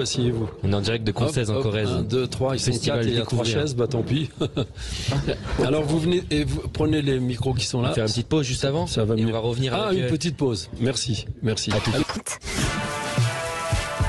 Les routes de l'été Sud Radio, 10h midi, Gérard Klein. Dorian, Enzo, Hervé, c'est simple quand même. Trop fort. Enfin, Antoine, tu t'en souviens. Mais non, on rigole parce qu'Antoine, je lui dis, t'inquiète pas, les prénoms, je vais pas m'en souvenir. Dorian, Enzo, Hervé. Dorian en taille plus grand que Enzo. Enzo beaucoup plus jeune que les deux autres. Enzo peut-être fils de l'un des deux. Peut-être cousin. Non, il est tout jeune. T'es tout jeune, toi, Enzo. Oui, j'ai que 15 ans. Ah bon. Ouais, et il y a un lien de parenté entre les deux autres là? On fait plein de concerts ensemble, surtout une tournée qui s'appelle Les chansons plein à la tête. Donc on se retrouve sur ces tournées-là. Donc, voilà. On est collègues d'émissions de télé, mais on n'a pas de lien de parenté en fait. Non, d'accord. Mais à 15 ans, vous avez commencé à quel âge alors à chanter? J'ai commencé, j'avais à peu près 3 ans, 4 ans. Je regardais des chansons de Justin Bieber et Chris Brown et ça m'a inspiré de commencer à chanter. Et après, ma première émission, c'était The Voice Kids. Et après The Voice Kids, j'ai commencé à prendre des cours de chant. Et après, j'ai représenté la France à l'Eurovision. Et j'ai signé et j'ai un album qui est déjà sorti. Et donc vous avez comme un léger accent qui viendrait d'où? Oui, j'habite à Hong Kong, c'est en Asie, parce que mon papa c'est un pilote d'avion. Donc j'ai un petit accent anglais parce que ma première langue c'est l'anglais. Voilà. T'es trop fort. En plus il est vachement beau, je le dis pour les filles de 15-16 ans, vraiment. C'est trop cool. Oh, ça doit pas être facile ta vie quand même. Non, c'est ma passion donc moi je suis content. Ah ouais? Dis-moi la même chose en anglais, allez, c'est tellement... Music is my passion, so I'm extremely happy to be here. More. Say more. Encore, c'est trop bien. Vas-y, non, mais comme si je parlais anglais, alors tu me racontes que t'as fait The Voice Kids et tout ça. So I recently participated in The Voice Kids. I made it to the finals and then after that I represented my country at Eurovision Junior and came third. And yeah, that's it. C'est juste pour la musique de la langue, c'est vachement bien. Et vous c'est magnifique, c'est juste de la couleur différente quoi. Et vous les deux grands, vous avez du souci à vous faire avec celui-là. Hein. Déjà pour l'accent. Ouais, ça ça on peut pas combattre. Donc en face, le jeune homme vient de parler en face de moi. Vous êtes grand, solide, baraqué. À droite, grand aussi, cheveux longs, Ray-Ban et tout, façon, je sais pas, Amérique du Sud, non, un peu. Vous venez d'où, vous? Non, moi, il dit, je viens de l'île Noire, moi, comme c'est pas loin, je viens d'Île-de-France. Ah, voilà. Tu viens d'où? Vous venez d'où? Je suis dans l'Essonne. Ah ouais, c'est trop. Mais vos parents viennent pour avoir pour être si grand en taille et si... Mes grands-parents étaient de Tunisie, oui. Ah, ils ont de l'allure, les trois, là. Hein. Alors, Mathias, toi, tu vas chanter avec eux, non? Non, moi je chante pas avec eux.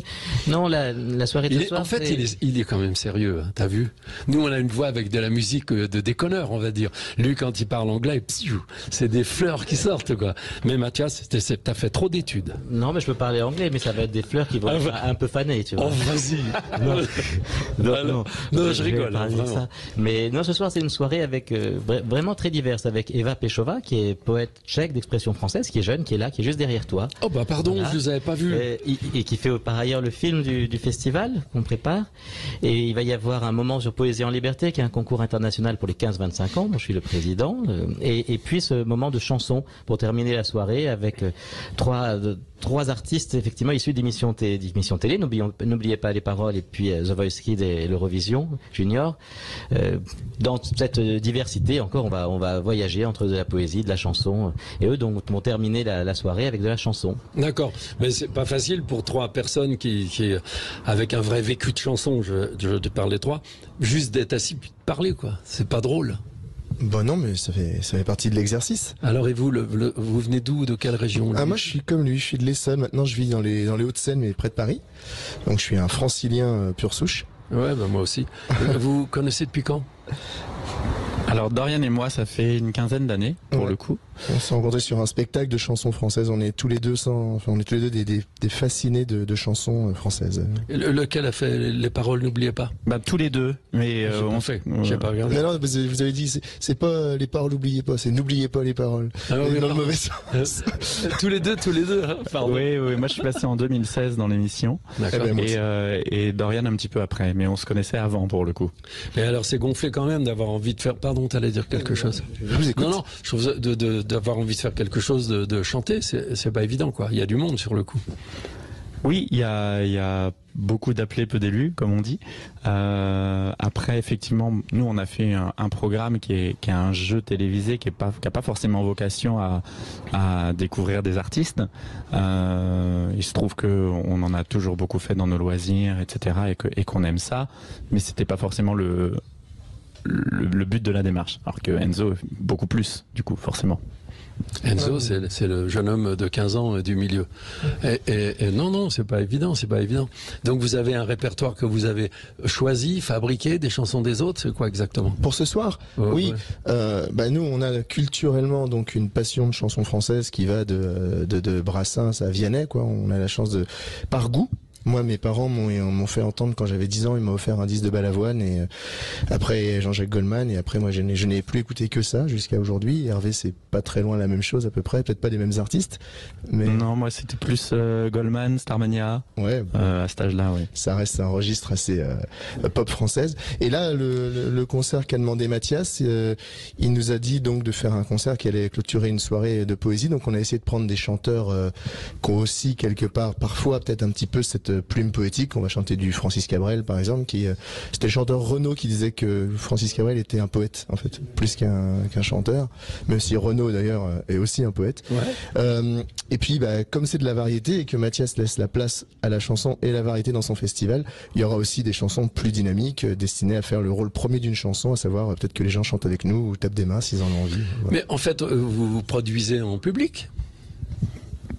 Oui, effectivement. Alors, où est-ce qu'on peut vous trouver si on veut vous faire venir pour un concert? Alors, ce projet-là, comme disait Enzo, qui s'appelle Des chansons plein la tête, il a 2 ans à peu près.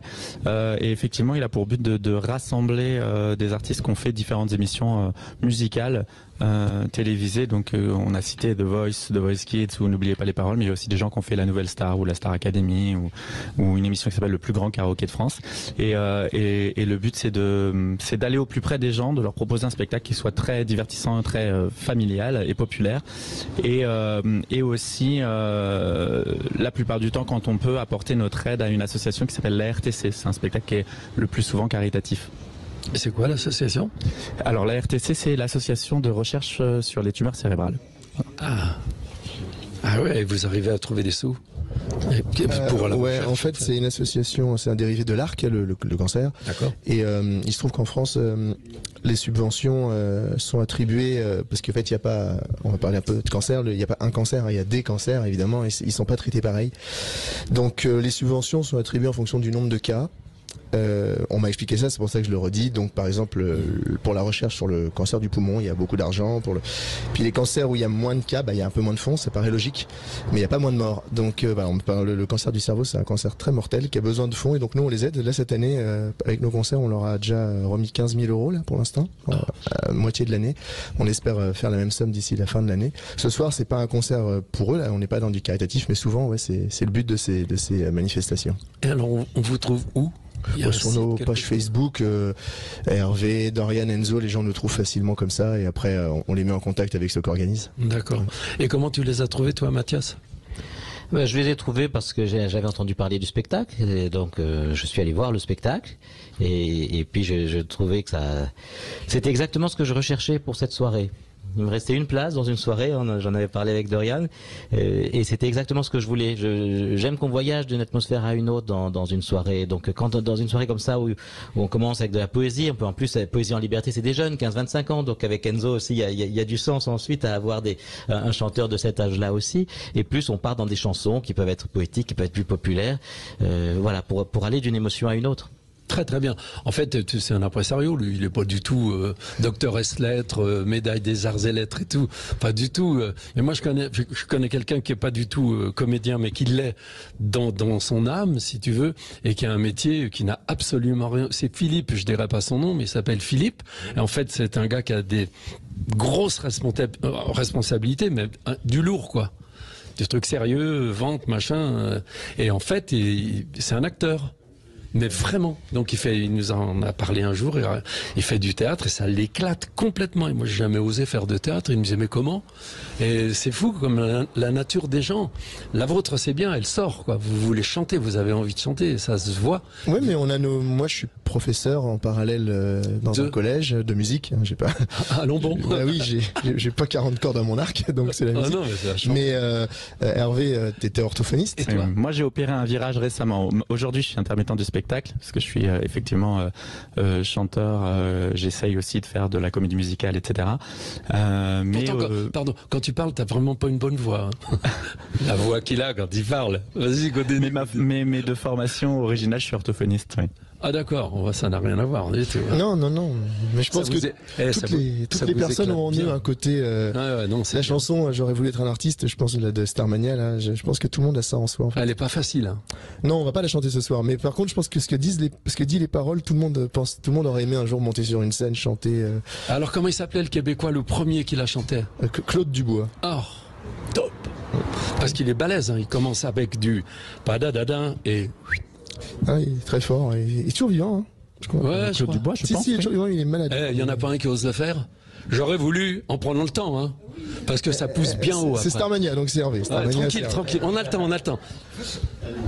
J'aurais voulu être un artiste pour pouvoir faire mon numéro quand l'avion se pose sur la piste à Rotterdam ou à Rio. Ah ouais, bravo. Ah, c'est pas facile là. Ah ouais, vraiment. Et le jeune homme du milieu, il a fait quelque chose qui lui sortirait de la tête comme ça, juste pour nous faire un. J'ai une fleur là, il s'étire, il se recule sur sa chaise. Il peut faire des freestyles, il est super bon en freestyle. Vas-y, trop bien. I'm in a banner, you'd be from Orlando. Hit it up, then I win no handle. Trying to get lit in the tea house, light 'em up like a candle, ching man. Then I hop in the Lambo, mean guys run like we're doing on tango. Man get violated if he in them sandals. Ouais, ça me tire. Ah non, c'est vraiment bien. T'es plus fort, Mathias, quand même. Ben oui, parce qu'arriver, c'est vrai, à réunir tous ces gens-là, c'est vraiment bien, quoi. C'est top, hein. Tu t'éclates, en fait. Ah oui, j'aime bien ça, j'aime bien. Et puis faire une soirée où on croise des poètes, des chanteurs. J'aime bien faire créer des rencontres, des gens qui se seraient jamais rencontrés autrement aussi. C'est ça qui me plaît bien. Faire venir de la variété dans un festival de poésie et de chansons. Et puis, moi, je pense que toutes les chansons s'écoutent pas de la même oreille, mais on se moque parfois un peu de la variété, mais quand on écoute par exemple Il y a le ciel, le soleil et la mer de François de Guelt, qui est venu d'ailleurs au festival, on se dit c'est extraordinaire de décrire comme ça les vacances, le soleil, le repos, la plage, et je pense qu'il y a beaucoup de poètes qui auraient aimé écrire ce genre de vers. Et la force d'une chanson par rapport à une poésie, je crois, c'est que nous, on a la chance de beaucoup être sur scène. C'est que vous avez, je sais pas, ce soir, il y aura pas 100, 150 personnes, 300, 400, qui ne se connaissent pas, qui se sont jamais vus. Et nous, on va faire un refrain de Je l'aime à mourir. Et là, les 400 personnes, sans se connaître, vont tous chanter les mêmes paroles, tous dire la même chose, comme s'ils étaient tous de la même famille ou tous voisins. Ouais. C'est la force des chansons, ça. On peut vivre, avoir 15 ans ou 70 ans, on connaît tous les mêmes paroles, et ça, il y a que la chanson qui peut rapprocher les gens comme ça, je trouve. Ouais. Quand vous allez dans des zéniths où vous avez 10 000 personnes qui se mettent à chanter tous une phrase au même moment, nous, sur scène, c'est très fort à vivre, et pour les gens, surtout après le confinement où ils pouvaient plus se rassembler, là on ressent, nous, quand on est sur scène, les gens, ils ont envie de sortir, de chanter, de revoir, enfin, vous avez dû le voir hier soir. Ouais. Et donc, c'est vraiment des moments forts et rares, et ça, c'est propre à la chanson. Le théâtre, moi j'adore le théâtre, mais il ne peut pas permettre ça, le cinéma non plus, la télé non plus. Ça, c'est vraiment propre à la chanson, de rassembler les gens sur quelques mots que tout le monde connaît par cœur et récite ensemble. Ouais, exactement. À vous. Les routes de l'été Sud Radio, 10h midi, Gérard Klein.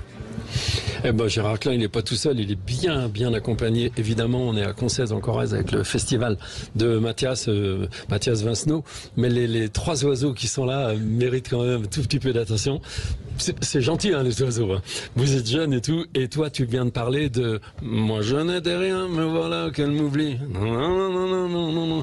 Vous pouvez pas juste comme ça, juste pour moi, faire comme ça, quoi. Le « Je l'aime à mourir ». Ouais, c'est tellement joli. On le fera ce soir, mais on peut essayer. Ouais. Non, mais celle-là ce soir. On pas ce soir, c'est bon, on en fait une autre.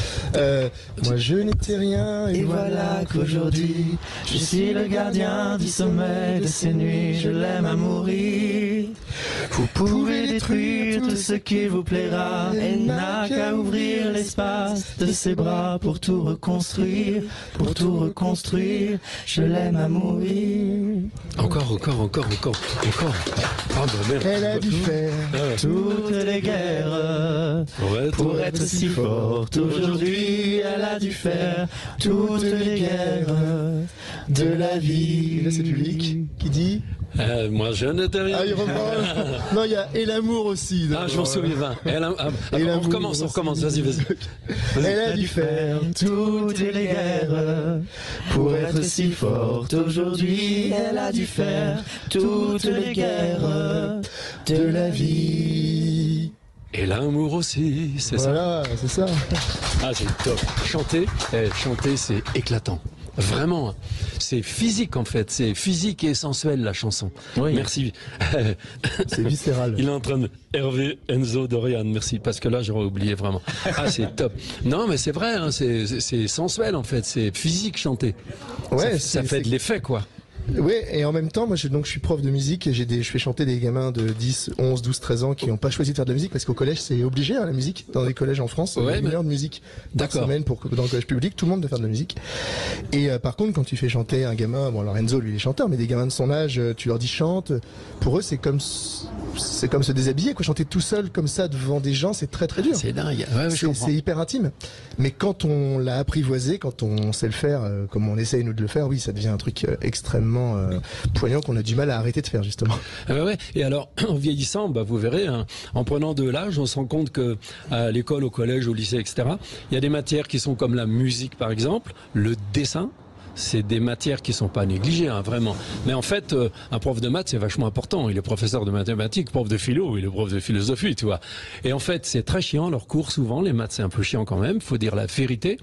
En revanche, quand on est vieux, quand on est âgé, si on savait dessiner, si on avait le goût, le désir de dessiner, quel pied! Si tu avais le désir de la musique quand t'es vieux, je parle d'un vieux, tu vois. Mais ça serait magnifique. Et ben en fait, grosse erreur de l'enseignement, c'est un petit peu négligé. Oh oui, le mec il est prof de dessin. Erreur.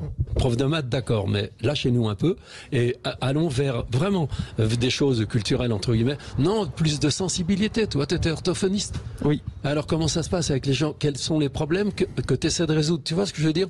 On est dans l'intime dans l'orthophonie. C'est la même chose.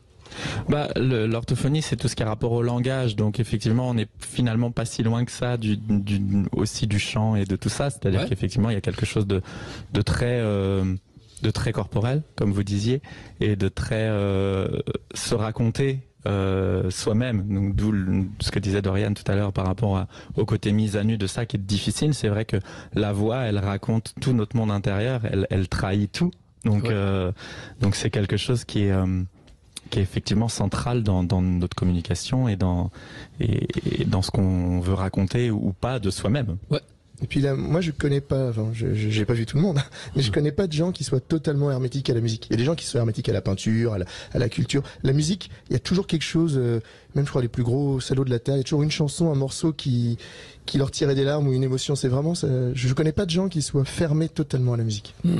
Ah, c'est vrai, c'est intéressant. Hein. Bon, alors Mathias, c'est le Hervé Cocatrix, c'était le patron de l'Olympia, Hervé Cocatrix. Et il avait tous les réseaux, tout ce qu'il fallait, tu vois. Et alors, t'es un peu. Enfin, j'ai été appelé Hervé maintenant. Bruno Cocatrix. Bruno, pourquoi je dis Hervé? Bruno, oui, excuse-moi. Hein. Oui, non, Bruno Cocatrix. Oui. J'ai connu, moi je suis vieux, j'ai connu tous ces mecs-là, c'était des figures, hein, un peu ronds et tout. Puis les mecs, ils avaient tout. Alors, tous les réseaux, tout. Et alors, il y a ta mère qui part en courant. Oui, apparemment. Oui. Mathias. C'est des problèmes de gestion, pratique, festival, voilà. Mais oui, moi j'aime bien faire ça, comme je te dis, j'aime bien faire se croiser des artistes. Puis surtout, en fait, la question fondamentale, c'est que j'ai toujours eu envie de faire partager ce que j'aime. Dès le début, dès que j'ai eu l'endroit où je pouvais le faire, j'ai commencé à organiser pas mal de choses à la Sorbonne quand j'y suis arrivé à 17-18 ans, et puis j'ai continué. J'aimais la poésie, j'ai fait venir des poètes, j'aimais la chanson, j'ai fait venir des chanteurs, et puis comme j'ai découvert plein de choses, plein de gens, j'ai continué. Ah ouais, je trouve ça incroyable de oser, tu vois ce que je veux dire, même vous trois osez faire ce que vous faites quand même, et il faut le faire. Alors après, ce soir vous chantez donc ici. Pendant combien de temps ça va durer, quoi, la prestation, on va dire? On a 1 heure, 1h15, je crois, de concert à peu près. Oh, c'est bien. Sauf si les gens en demandent une, on fera 1h20. Bah ouais, 25. 1h25. Après, on a quelques concerts en Ile-de-France. Notre prochain gros concert, c'est dans le Cher. Ouais. Et ensuite, on va en Normandie. En fait, nous, on va... Mathias nous a appelé, peut-être un peu par hasard, comme il disait tout à l'heure, parce qu'il cherchait ça. Mais nous, nos prestations, on joue que dans des villes de moins de 10 000 habitants. Ouais, c'est ça qu'on fait, en fait. On va dans des villages ou des petites villes, dans beaucoup de salles des fêtes. Alors des fois, voilà, c'est des chaises en plastique, des fois les loges, c'est juste un miroir accroché sur le pan d'un mur.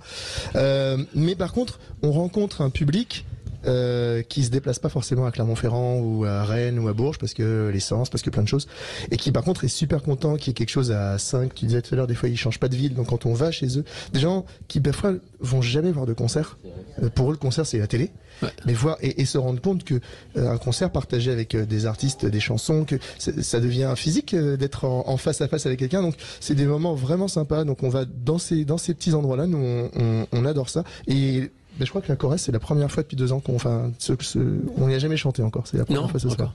Ah ben les gens sont attachants, hein, c'est particulier. On va revenir, on revient en Corrèze au mois de novembre, on revient à Égletons. Ouais, c'est à côté. Voilà, on y était. Ouais. C'est à côté. Oui, non, c'est vrai que partout où on va, on a toujours un accueil extrêmement chaleureux et ça fait toujours très plaisir d'avoir des gens qui se déplacent, qui chantent avec nous, comme tu disais tout à l'heure. Effectivement, c'est vraiment l'objectif de ce spectacle-là, d'être populaire et d'être dans ce partage, qu'on chante effectivement Trenet ou Chantal Goya, ça marche en fait. C'est ça qui est et c'est ça qui est génial, et de pouvoir les rencontrer un petit peu après, de discuter avec eux, c'est toujours des très beaux moments. Et puis on a quand même des internationaux, quoi, parce que lui il arrive d'Hong Kong. Hong Kong Concèze, c'est pas facile à rejoindre. Il est trop fort, vraiment. L'aérodrome. Non, c'est bien. Et je vous remercie, merci Mathias, merci au public du cabinet médical. C'est comme, tu vois, il y a plein de monde qui attend et tout. Vous arrivez votre tour une autre fois, on va s'en aller. Non, merci à vous, merci à toi Mathias. En tout cas, ça fait une semaine, plus quelques jours qu'on est en train de se promener avec Antoine. Donc Antoine fait tout, je rappelle, moi je fais rien, c'est vrai, je fais ce qui reste à faire, mais c'est vraiment sympathique pour moi, en tout cas les moments que je vis, par exemple en vous rencontrant tous les trois, c'est touchant, quoi, ça me touche vraiment, c'est sincère, je fais pas ça comme ça par hasard, j'ai 4 ans à ma balai, qu'est-ce que je vais faire, je vais pas démarrer une carrière. En revanche, ressentir une chaleur dont on parlait peut-être tout à l'heure, puis tout court, une chaleur d'être humain à être humain, sincèrement, ça me touche, quoi, ça m'émeut. On l'a dit en antenne, vous avez dit, vous voulez pas parler de vous, mais je le redis que Hervé, moi, Enzo, plus jeune, mais on a grandi avec vous et on vous a en mémoire. Voilà. Bah, je vous remercie. Voilà. À demain. 4 filles, 6 petits enfants. C'est un boulot à plein temps, le plus beau rôle de ma vie. Et ça commence aujourd'hui. J'ai pas le rôle principal, c'est la vie. Et c'est normal. 1, 2, 3. Quand t'auras 10 ans, Moi j'aurai 80 ans. Quand t'auras 20 ans, j'aurai 90 ans. Et pour fêter tes 30 ans, je t'offrirai mes 100 ans en chantant. Pas facile d'avoir deux vies, il me faudrait 1 siècle et demi pour connaître ton mari, tes enfants et tes amis, pour que ta grand-mère adorée leur raconte mes 68. Notre histoire a commencé là, et puis j'ai fait du cinéma, de la radio, de la télé, mais on s'est jamais quitté. Faudra surtout parler d'elle, ta grand-mère est exceptionnelle. T'en fais pas, pépé, je serai toujours là pour parler de toi. T'en fais pas, mémé, je serai toujours là pour parler de toi. C'était les routes de l'été en direct du festival Découvrir à Concey. Vous connaissez votre rendez-vous 10h midi avec Gérard Klein. Demain c'est le dernier jour de cette semaine. On remontera un petit peu plus la Corrèze et on sera à la limite, on sera en Creuse pour cette dernière semaine et on se retrouvera. Donc vous connaissez l'horaire 10h midi sur Sud Radio. Et maintenant ça va être les débats de l'été sur Sud Radio avec Thierry Stenner. Les deux roues seront bientôt soumises à un contrôle technique qui prévoit notamment de vérifier leur niveau de bruit. C'est un des combats de l'association Ras le Scout, et si vous vous sentez concerné, vous nous appelez au 0826 300 300. À tout de suite sur Sud Radio.